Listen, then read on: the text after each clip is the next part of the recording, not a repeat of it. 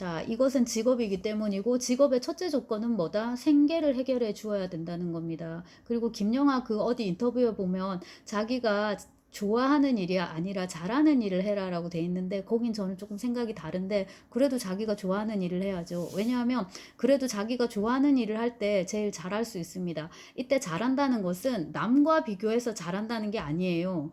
내 안에서 내가 할 수 있는 일에 이 데이터가 쭉 있잖아요, 순위가. 그 중에서 그래도 내가 제일 좋아하는 일을 잘할 거란 말이죠.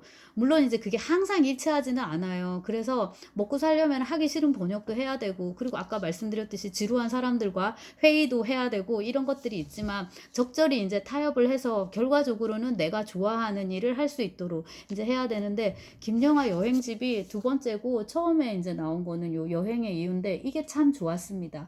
근데 요것은 이제 문학동네에서 나왔는데, 여행기임에도 불구하고 그 여기하고 다르게 여러분 사진이 하나도 없어요. 다 이렇게 그냥 빽빽하게 그립니다.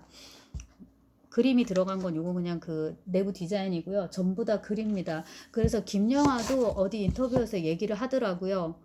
이게 여행기인데 여기에 사진이 단 한 장도 없다는 것에서 나와 편집자의 그 결기가 느껴지지 않느냐. 제가 결기라는 말을 되게 좋아하네요. 김영하가 그 표현을 썼는지는 모르겠습니다. 근데 이제 이 여행의 이유는 김영하가 워낙에 이제 여행을 좋아하니까 쭉 이제 여행한 얘기를 하고 있지만 사실은 그거를 빙자해가지고 소설가는 어떨까? 나는 전업이니 뭐 어디 묶여있지 않다. 구상과 지필 능력은 무게가 없어 어디로든 지고 다닐 수 있다. 등등등 이런 것들. 그래서 글쓰기에 대한 기록이라든지 뭐 마이너리그, 메이저리그 얘기라든지 이것도 제가 되게 재미있게 이제 읽었고요. 프란츠 카프카 소설 성을 찾아가는 건축기사 K가 등장한다. 그는 거듭하면 묻는다. 이런 식으로 이제 자기가 읽었던 책의 내용도 잘 정리가 돼 있고 나에게도 두 가지 면이 다 있었다. 때로는 예측을 통해 결과를 통제하고 싶기도 했고 등등등등 뭐 이런 식으로 여러 가지 재밌는 읽을 만한 비교적 지적인 그런 담론을 이제 우리한테 제공을 합니다. 제가 이거는 문학동네고 요거는 복복서가라고 돼 있는데 문학동네 인프린트 일종의 자회사라고 생각하시면 되는데요. 삼성그룹 안에 삼성전자, 삼성물산 이거를 이제 생각하시면 되는데 이런 경영적인 문제가 중요하다 했는데 김영하는 연세대 경영학과를 나왔습니다. 서울대 경영학과 부럽지 않다는 이제 연대 경영을 나와서 그 소설가가 되게 껄렁껄렁할 거라는 생각은 여러분 버리셔야 돼요. 그래갖고 소설 절대 오래 못 씁니다. 그건 시도 마찬가지일 거고 일단은 오래 쓰려면 우선은 건강해야 되는데 껄렁껄렁한 날라리 생활을 해가지고는 건강할 수가 없습니다. 근데 이제 김영하는 서울대가 아니라 연세대 경영학과를 나오고 심지어 그 석사학위도 받은 걸로 알고 있습니다. 그래서 MBA고 이렇게 소설가로 자리를 잡기 전까지는 뭐 영어 가해 당연히 이제 그런 것도 해보고 그 다음에 그 연세어학당인가 거기서 한국어를 가르친 이력이 있습니다. 근데 이번에 그 대화의 희열에 보니까는 그때 일을 좀 이렇게 상기를 해주던데 외국인들한테 한국어를 어휘 수준, 일단 음성 수준이겠죠. 음성 수준으로, 어휘 수준으로, 그 다음에 이 문장 수준으로, 맥락 수준으로 이렇게 가르치면서 굉장히 많은 걸 배웠다라고 하는데 그건 정말 그럴 것 같더라고요. 예를 들어서 거기서 김영하가 드는 예가 이유를 나타내는 말 있잖아요. 그럼 우리말에 뭐뭐니까 뭐뭐 때문에가 있단 말이에요. 물론 더 있겠지만 국어학자들이 얘기하는 거는. 근데 오늘 비가 오니까 우산을 챙겨. 이거는 괜찮잖아요. 오늘 비가 오기 때문에 우산을 챙겨. 이건 어색하잖아요. 그러니까 이런 것들을 외국인이 알아듣게 어떻게 설명할 것인가. 그러면 이제 작가 입장에서도 마찬가지인 거예요. 동일한 의미라고 해도 표현이 이렇게 다를 수가 있고 우리 언중들은 그러니까 우리는 네이티브 스피커잖아요. 이거를 받아들일 때 그 섬세한 뉘앙스를 다 이제 잡는 거잖아요. 그런 것들에 대해서 이제 많이 고민할 수 있었다. 그리고 이제 그거를 하면서 동시에 이제 경영학도 같이 하고 했으니까 굉장히 부지런하고 자기 관리를 잘하는 그런 이제 작가라고 할 수 있습니다. 그리고 여행을 근데 또 되게 좋아해요. 근데 여행도 그 여행에 대해서 이거 나오면서 이제 인터뷰 같은 거를 되게 많이 했는데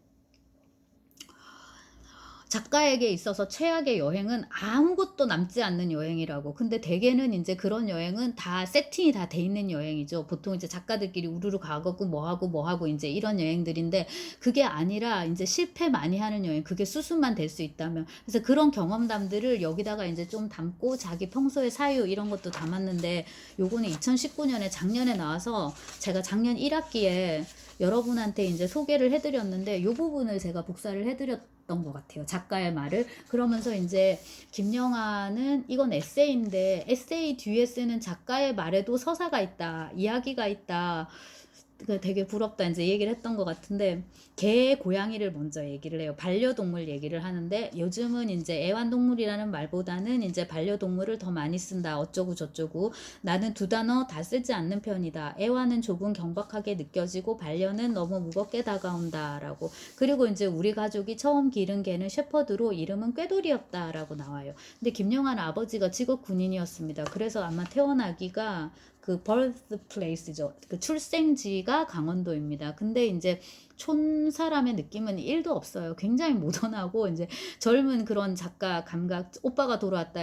되게 재밌는 소설집 창부에서 나온 거 있었는데 딱 그 이미지의 이제 그거였죠. 아무튼 이제 그래서 아버지가 군인이어서 여기저기 이제 돌아다녔고 그랬는데 그 아버지가 이제 대대장이던 시절에 이제 이렇게 꾀돌이를 키웠죠. 근데 이제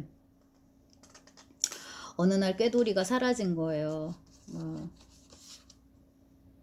아, 네, 사라졌어요. 그리고 이제 세월이 흘러가지고 이제 뭐야, 제가 지금 이거 다시 안 읽고 이제 보고 있거든요. 아, 네. 꾀돌이가 이렇게 사라졌어요. 근데 아무리 찾아도 찾지를 못한 거예요. 아버지는 되게 상심했고, 세월이 흘렀고, 제대를 하고, 이제 아버지도 그냥 서울에 살고 있는데, 그 시절에 이제 그 쫄병이었던 사람이 이제 찾아옵니다. 왜 찾아왔을까? 뭔가 청탁할 것도 없고, 좀 되게 다 긴장하고 있는 상황에서 술을 이렇게 마시고 있습니다.